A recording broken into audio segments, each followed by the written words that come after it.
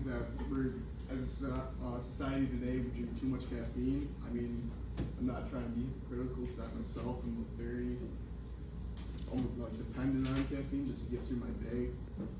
But I feel like today, just like the products in general have way too much in the first place, like stuff like Bangs and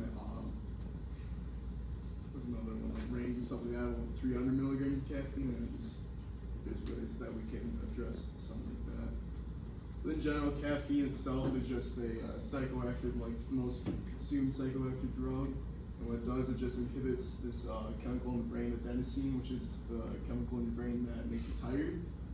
And it just kind of blocks it just because it has like a similar chemical makeup as adenosine itself. The effects on the body from caffeine is it increases alertness and all that kind of good stuff that we usually want. It doesn't make us tired. It also increases heart rate, blood pressure, and it also makes you pee a lot too because it's a diuretic. And then this is just kind of like a representation of how much caffeine is in like common products, like even chocolate milk, which I was surprised has a tiny bit, but it's probably just from the chocolate, which has caffeine. And then there's caffeine gum, which I've never heard of that, but apparently that is 55 milligrams, and then it just goes up from there.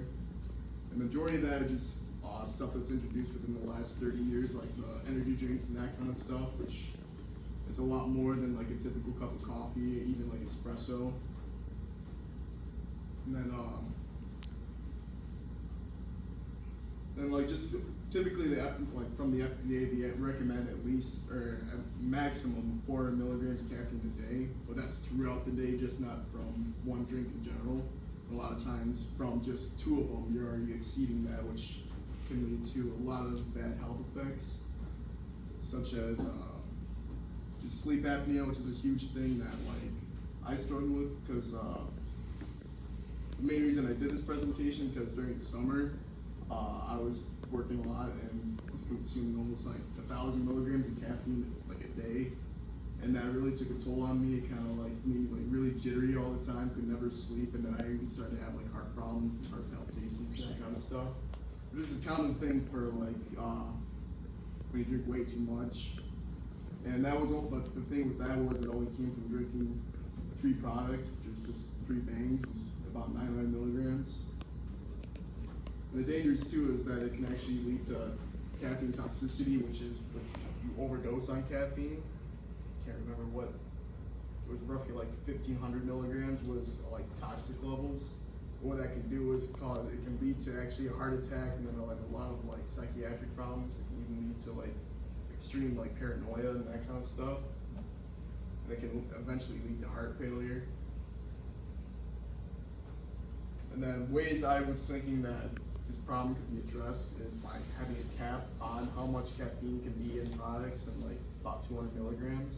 And what that can do is also help with things like caffeine dependency, which is like when you have like, you drink so much of it and it's too much. Sorry, 1 second.